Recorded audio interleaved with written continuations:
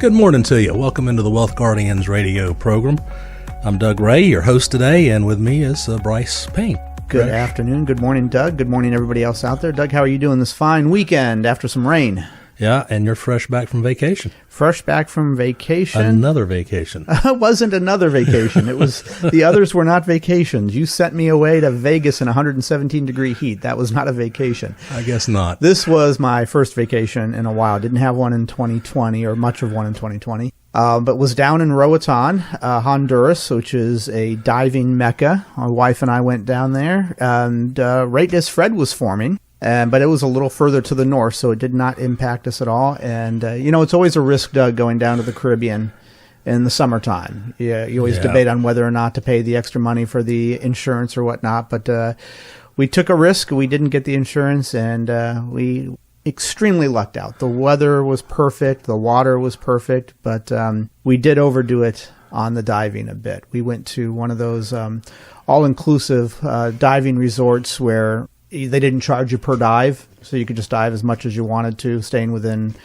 regulations. And we were diving some days 4 times a day. And just by the end of the week, we realized we didn't relax at all on this trip. And so, but did get some quality time in and lucked out with the weather. But we're back now and do have a little bit of an ear infection. I've got to go get checked out. I don't know what might have crawled in there during one of those dives and started inhabiting me, but I've got to get it out of there, whatever it is. Well, by the looks of the pictures you brought back, you guys had a fabulous time. And, one of those pictures, it looked to me like where you were staying was right on the water. Was that the case? Yeah. They're, our cottage or bungalow was off the water by about 50 feet. But they did have some bungalows that were over the water, which was very cool. We befriended some people who were in those. And at nighttime or various times of the day, you could see eels and octopus right out there. I haven't showed you yet, but I've got video of an octopus just 6 inches off the water, right on the shore, practically dipping my phone in the water to videotape him. But it was a grand time, and I'm back and ready to start crunching numbers again. One of those pictures you sent was of a barracuda you were swimming by, and it reminded me. I used to do some scuba diving many years ago, and I was diving on a sunken Russian freighter off of Pensacola, and came up right through a school of barracuda. Oh, wow. And I'll tell you what, they, underwater, the picture's kind of magnified a little bit. Yeah. You look at their eyes, and it looked like you were looking at big black silver dollars or something. And, nothing happened, but man, my heart skipped a beat. They are intimidating creatures. They do not move whatsoever. They talk about stand your ground law. Those guys do not move for you. You could come up right to them, and at some point they will test you. But, they are an intimidating looking creature. Well, folks, as we get the show going, let's, as we normally do, I want to send a great thank you out to all of our service members, our first responders. Thank you for everything you do, the sacrifices you're making, and we really do appreciate you. Brice and I thought we'd keep the show kind of light today. Those of you who don't know it, we record the show on Wednesday mornings, and as of this recording, things were looking pretty bad in Afghanistan. We still have several thousand Americans over there. Hopefully by the time this show airs, we'll figure a way to get them home. So today we're going to keep it kind of light. We're going to talk about Brice's vacation. We got some financial advisor jokes for you, so don't light your hair on fire and scream at us for that. Yeah, definitely. There is a tone out there to the news right now that is some of the most depressing that I've seen in quite some time. So I appreciate, Doug, your idea of let's not delve into things too much there and just kind of go light here. So what we're going to do is we're going to talk about some financial advisor jokes, maybe poke a little fun at ourselves here. Well, before we do that, I still got some more questions about your vacation. Oh, shoot. Happy to talk about it. When you told me you were going to Roatan, I'd heard that name before, but I've never been there. Didn't even know exactly where it was. Was it hard to get there and back? Well, the first time it's not now. When I was first down in Roatan, I had served in the Peace Corps in Honduras in 94 through 96. And the Peace Corps volunteers were familiar with the island. Back at that time, there were 15,000 people living on the island. Since I was down there 25 years ago, they've put an international airport in. Honduras realized what they had there as far as a Caribbean island. Now there is 191,000 people living on that island. So it went up from 15,000 to 191. So it used to be that you had to fly down to Honduras, to San Pedro Sula or La Ceiba, and then take a puddle jumper over. So that's why it wasn't very inhabited. Now you can fly directly from Atlanta or Houston straight down there. And it is a diving mecca, like I said, where we were at. Those people take diving seriously. Belle and I enjoy our diving, but we're not dive maniacs. The people we were with there have gone all over the world. We're diving 4 times a day, no matter what. And people there were collecting their 1,000th or 2,000th dive. I mean, good night. We were with some serious people, so we felt a little bit out of place there. But boy, you can't get better walk-in diving than there.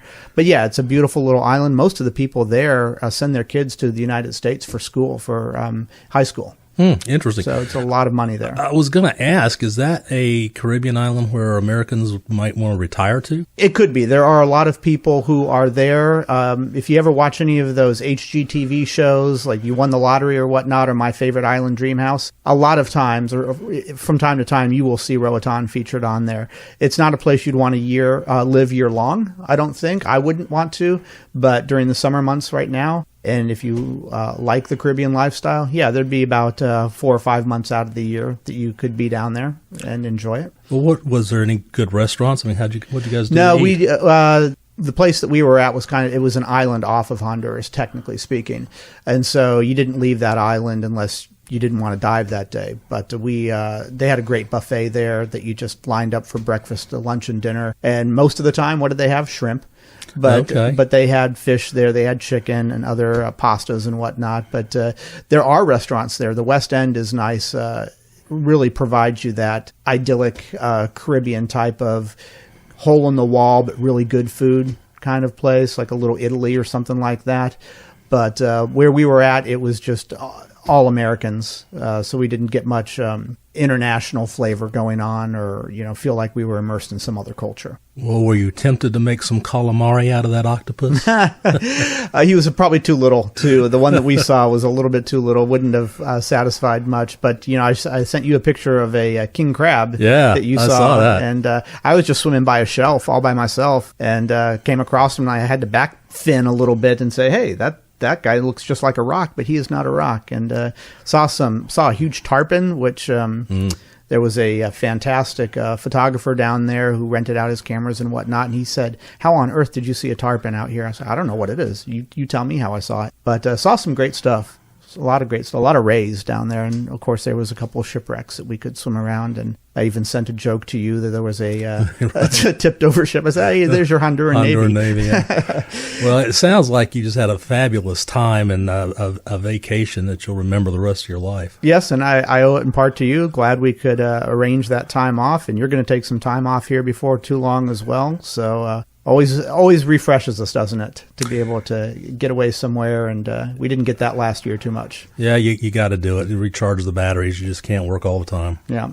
All right. Well, let's go ahead and get started on the meat and potatoes of the show here. We're going to talk about jokes today, folks. Okay. So these are financial advisor jokes. And the first one is, I'm normally not one to brag about my financial skills, but my credit card company calls me almost every day to inform me my balance is outstanding. Bada boom. Oh, yeah.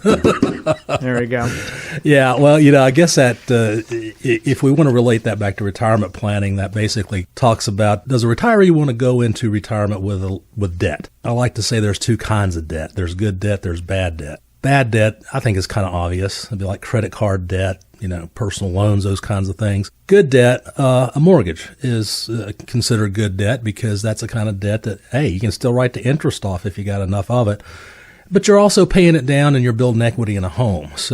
And it's something that appreciates. What we found, especially in this area, I think the vast majority of retirees really want to go into retirement with no debt at all. And I'll tell you, and too, from doing hundreds and hundreds and hundreds of plans, the folks that go into retirement with no debt, they are definitely a step ahead. Yeah, there's no question about it. And some people are okay having a little bit of debt. Others, even if it might not make the most financial sense to get rid of that mortgage before retirement because it's a low interest rate, and like you said, it's a tax write-off in certain ways. There's a subjective factor that goes in there too, that some people just don't want to have the debt and they'd rather pay that off sooner than later, even if financially down the long term it doesn't hurt them to have that debt.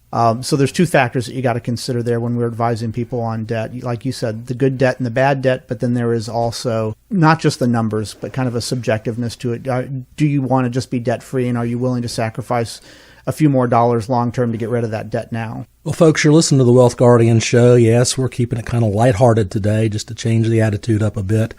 But if you do want to see us and talk about your retirement planning, we would welcome you to come in and sit down and do that. It just starts by a simple little phone call, 336-391-3409. You'll reach Lynn or Joy on the phone and say, hey, I want to come in. I want to talk about my future, my family's future, put some things down on paper, and get the planning process started. So, folks, hang in there. We'll be back with some more financial advisor jokes. We're going to do the trivia question here real quick, Doug. Oh, sorry. That's all right. So we're still keeping it light, but what is the difference, Doug, between an Afghan and an Afghani? Good question. All right. That's our trivia question, folks. What is the difference between an Afghan and an Afghani? We'll be back after the break to fill you in on that little bit of knowledge. And welcome back to the Wealth Guardians radio show. This is Brice Payne sitting in the producer's chair, and right next to me in the talent chair is Doug Ray. Thank you for sticking around through the break. Folks, if you are maybe 5 to 7 years from retirement, and you've had an inkling in the back of your mind that you are not sure if you're making the best decisions for yourself when it comes to retirement, and that clock is ticking, well, I've got good news for you like I do every week. We can help you understand whether or not you are making those best decisions. We can help you understand how to retire the job while keeping the paycheck, the best of both worlds.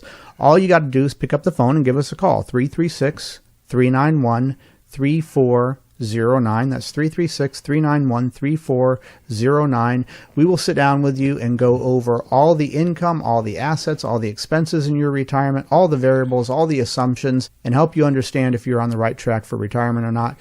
We would love to be able to sit down with you and see what services or help we can provide in planning for your retirement. You can also reach us at our website, www.thewealthguardians.com. So again, thank you for sticking around for the break. And I know that the reason you stuck around is like you always do. You want to see if we stumped Doug this week with that trivia question.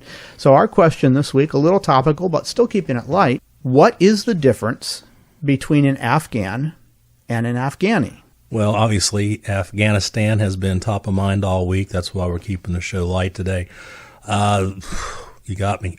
Singular versus plural. That's a good guess. Actually, an Afghan is a citizen of Afghanistan. An Afghani is the currency of Afghanistan. So see how I tied it into a little bit of financial thing there going on? So the U.S. Afghani exchange rate right now is 86 to 1. 1 month ago, it was 79 to 1, which that means they have had in the last month a 9% inflation rate. So for all of you out there who are complaining about the inflation that we have here in the United States, well, it's bad. It's certainly worse than what we've had in the last 20 years or so, but it could always be worse. So we have not experienced a 9% inflation rate in the last month. Did you say per month? Well, for the last month it has been. I'm not saying per month. That's just, well, obviously some things have happened that might have helped that spike in the last month. But that is not a great inflation rate to have. So they've got some tough times going on over there. And of course, they're in our thoughts. All right, so we're going to go back to the jokes here. We're poking a little bit of fun at ourselves as financial advisors. And here are some financial advisor jokes. And the next one is, why couldn't the advisor get people to buy bonds, Doug? Not enough interest. Not enough interest. All right, that's our little bongo drum that we've got there somehow in our recording studios. Our new and improved recording studios, by the way. Yes, I like with our much larger monitor going on here. So that helps us bring all the more special and important information to everybody out there. So why couldn't the advisor get people to buy bonds? Not enough interest. So Doug, we're not the biggest fan of bonds in this current era, about the last 15 years or so for retirement portfolios, are we? And that's exactly why. Let's go back and look at why bonds were ever put in a portfolio of any kind in the first place. Yes. Originally, the bond side of the portfolio was meant to be for stability and also for income production. Not growth so much. Yeah, not growth, income production. And the thought was that, as the stock market goes through its cycles up and down. Up and down, The bond market, and especially down. The bond side would give it the stability plus the income for the portfolio. That was all well and good back in the day when you could get a AAA corporate and the 10-year Treasury at 6, 7, 8%. Yep. But today, the 10-year Treasury's at 1.2, I think. Yeah, it's low ones. So it's not providing income at all. Even to get into the 3 and 4% range, you have to get into the junk bonds. High risk, high yield bonds, high yield bonds, and that's just no place for a retirement portfolio. So not to mention, with interest rates as low as they are, the risk has become monstrous on the bond side of the portfolio, because if interest rates do start going up, and I think eventually they will, especially if this inflation is not transitory like the Fed says, then you're going to see a price movement to the downside of the bond side of that portfolio. So I say bonds are a double-edged sword. Yep. And we don't use them in our portfolios. But we still want to create the impact that a bond has on a portfolio. Absolutely. You need the stability, you need the income, so we use a fixed indexed annuity. And we don't use it as an annuitized annuity. We use it as a vehicle that is indexed, so you've got growth to an index. It could be the S&P, it could be some other kind of index. It grows, and you can take income off of that growth every single year or month if you want to recreate the income side. And it's perfectly safe. It is guaranteed. I can be on the radio right now and say it's guaranteed not to go down. Not to go down in value. It does not fluctuate with the market like that. So it's a great point that we bring up there, Doug. I know that word scares a lot of people, but that's generally around variable annuities, which are a very different animal than fixed index annuities. So great topic there. Why couldn't the advisor get people to buy bonds? Not enough interest. We're going to go to the next joke now.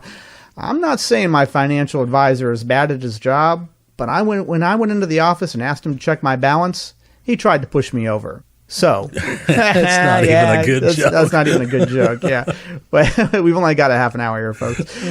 So the question would be, Doug, what do we do when it comes to rebalancing or helping our clients remain balanced in their portfolio? Actually, this is a pretty good follow-on question to the last one. You know, obviously, you've got an allocation mix between the equity side and our bond replacement side, the fixed indexed annuity. Most of the time, we're at a 50-50 allocation, sometimes a little more on the equity side. But as the market grows and turns into like a 70-30 situation, you do need to think about rebalancing from time to time, because you don't want a portfolio to get out of that client's risk tolerance. No, absolutely not. Even though our equity side does have stop loss features in it, it still can go down some in value. Not nearly as much as the market, but still you want to control the risk in a retiree's portfolio. And when our clients, it's time for them to take distributions, a lot of times clients will come to us a few years before retirement, so they're not ready for distributions yet. But when it is time to take distributions, we help them figure out